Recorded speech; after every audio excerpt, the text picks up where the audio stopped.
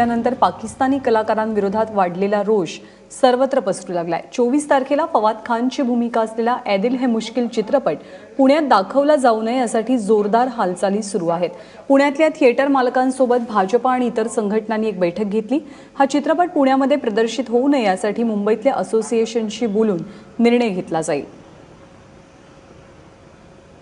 या डिस्ट्रीब्युटरकडे दुसरे पण पिक्चर्स असतात आणि मग ते आमच्यावर असा एक ओझं टाकतात की तुम्ही जर हे पिक्चर लावलं नाही तर तुम्हाला पुढचे जे चांगले पिक्चर्स आहेत ते मिळणार नाहीत। डिस्ट्रीब्युटर्स बरोबर त्यांचे करार झालेले असतात, त्यासाठी मोठ्या रकमांची देवाणघेवाण झालेली असते।